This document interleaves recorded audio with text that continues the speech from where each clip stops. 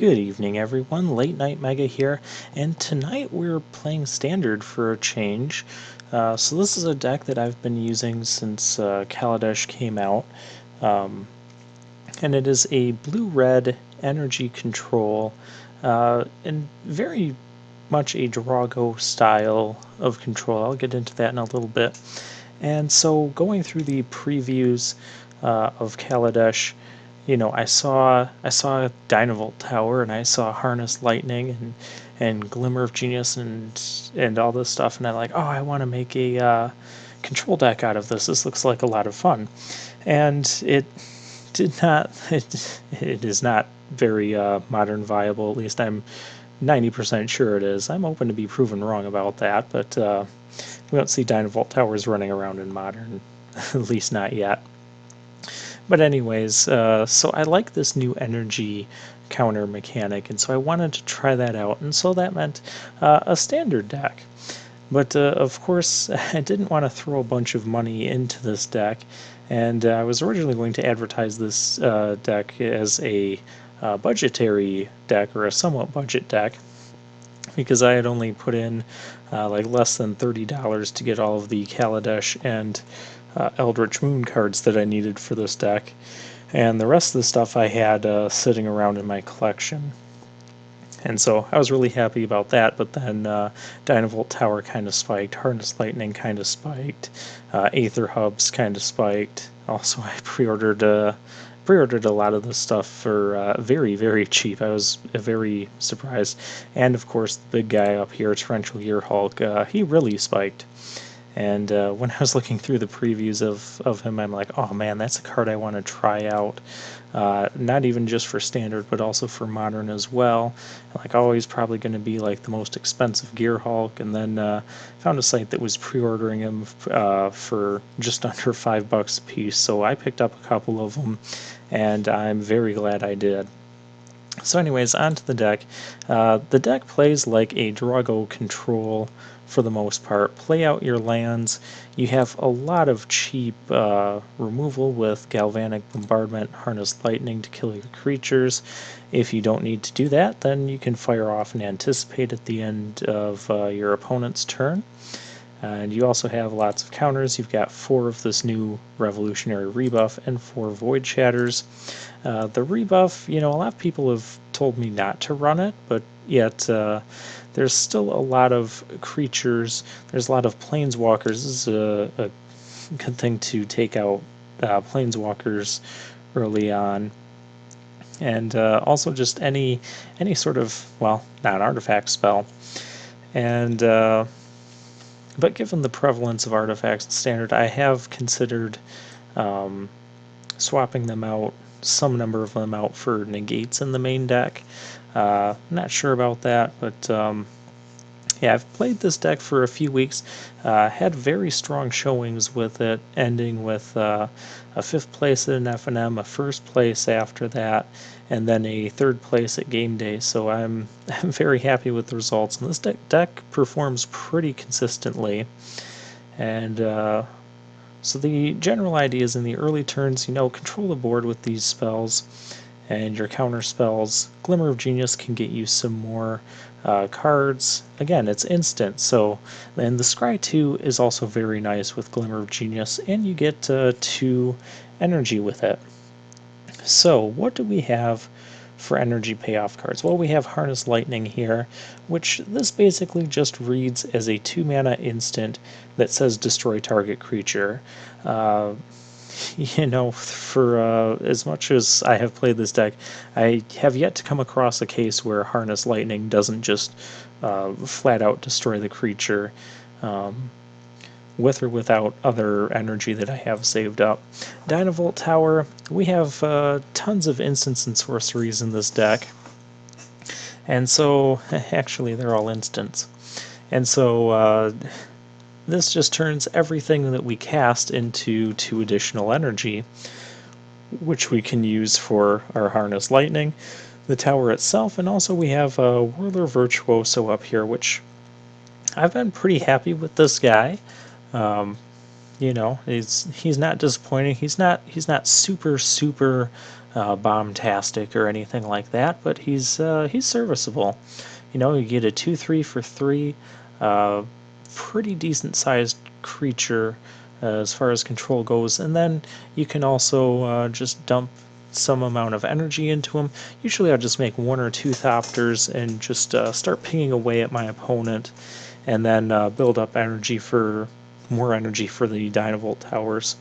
Speaking of which, when you get 2 Dynavolt towers on the field, things start to get silly because a single Anticipate will now trigger both towers. You'll get 4 energy for casting just an Anticipate. You'll get 6 energy off of the Glimmer of Genius, the Glimmer itself providing 2. And there have been times where I've had 2 towers out and I just get up to like 20 energy, and then I just go, okay, end of the turn, shoot my opponent twice for 6 damage, untap, shoot him again 2 more times for another 6 damage, and it just ends the game very quickly. And also this Torrential Gearhulk, also really nice way to end games quickly, and also recast anything you get off of the Gearhulk ends up just being good, whether it's another counter spell or a Glimmer or another Harness Lightning. Those are the most common targets for them. And another is Confirmed Suspicions. This is a card, I've enjoyed it as like a random one of over the past I don't know, year-ish that I've played Standard. Very small occasions, like on game days, or my local game store will have a midnight release for a new set, and they'll have a free Standard tournament, so I'll throw a Standard deck together, and I've thrown this in as a one of, and I've never been disappointed by it. It's a 5 mana solid counter target spell, but it also gives you 3 clues, which you can just sacrifice at your leisure. So I kind of mentioned that this plays out a bit like a draw-go deck, even though we do have these 3 mana cards here, Whirler, Virtuoso, and Dynavolt Tower. Now the Tower, of course, you ideally do want to play it on turn 3, but you also don't have to. Like, if you're being pressured and you need to have removal or mana for removal, or to anticipate and dig for some removal, you might have to hold off on the tower. But a lot of times I'll even wait until like turn 5 or 6 so I can play a tower and then have mana up for a removal spell or a counter as well to go with it. And sometimes it is appropriate to tap out on turn 3 for the tower or the Whirler, and so you just kind of have to gauge that. But the deck can play either way, and other than those towers, the Virtuosos, and we have a Sphinx of the Final Word in here, I just kind of threw him in as like another win condition that's very difficult to deal with, and it can be kind of rough tapping, kind of rough and a little bit risky tapping all of this mana on our own turn, but he does help to end games pretty darn fast, and ideally he would probably be another Torrential Gearhulk if I had one, or if I ever stumble upon another one. And so we'll go to the lands. The lands are somewhat budgetized. I had 3 Wandering Fumaroles in my collection, so of course I threw those in. If you have the 4th one, you can replace the Evolving Wilds with it. Highland Lake, I was not going to invest in the blue-red fast land, so there are some non-budgetary upgrades you can make to this list as well if you would like to try this out and you have the, I forget what it's called, Spirebluff Canal, maybe? If you have the blue-red fast land from Kaladesh, feel free to upgrade those here. Other than that, very straightforward mana base. And the sideboard was a little bit of just whatever I had sitting around. We've got some negates in here to help with control mirrors and planeswalkers and artifact decks. There's some artifact combo decks running around, like the Aetherworks Mutation, I think it's called. And Also against control decks, we have Thermal Alchemist we can bring in since we are casting a ton of instants in this deck. There's obvious synergy there. Weaver of Lightning, again, obvious synergy, pretty good against the creature decks. Filigree Familiar, I haven't been super impressed with it, but I do appreciate the life gain at times. Next time I play this deck, I'll probably swap out some of this. I already mentioned possibly moving negates to the main deck, but it also might be a little while before I go back to standard again. More on that towards the end of this video. I've got one Kozilek's Return. You might want more of this in here, but yeah, I only have. I happen to have one in my collection, so I put that in. I wasn't going to invest any more in standard. I just wanted to try out this blue-red energy theme and see how much I enjoyed it.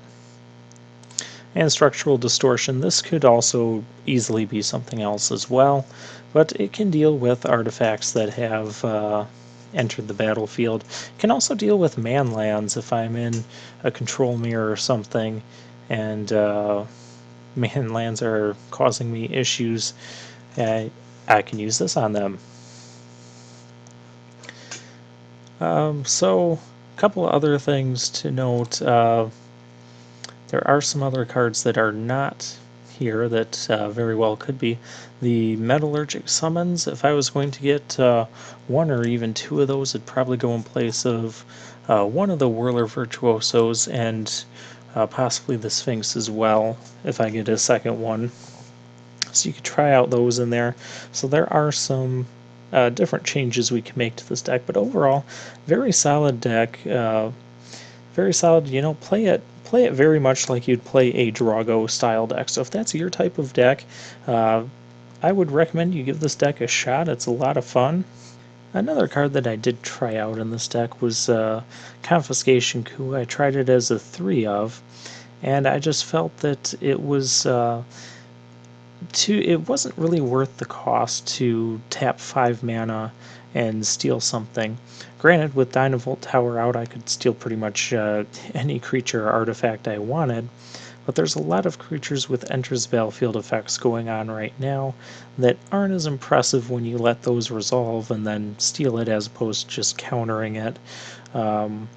Or given the control strategy that we're already implementing, you don't really like tapping 5 lands on your own turn if you don't have to, just to steal something that's probably going to get outclassed by the next card your opponent plays. So they weren't jiving as well as I would have liked with this deck. So I ended up swapping them out for another Void Shatter, Confirmed Suspicions, and the Sphinx of the Final Word, and I've been pretty happy with those changes. So anyways, this is the deck that I've been playing in Standard over the past few weeks, and I've very much been enjoying it.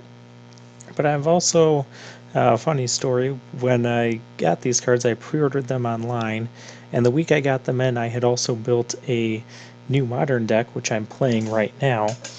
So hopefully I can get a video for that uploaded within the next couple weeks here. But I was kind of torn between which deck I want to play because I really wanted to try out this new Modern deck, but I also got these Standard cards that I had pre-ordered and hadn't played Standard, you know, consistently for a while, so I thought I'd try this out. And so very enjoyable deck here. And so next time we'll take a look at the Modern deck that I've been hinting at, and I will mention this. We are going to use Torrential Gearhulk in the deck, so we'll be bringing that to Modern as well. And so this has been Late Night Mega. Good night, everyone.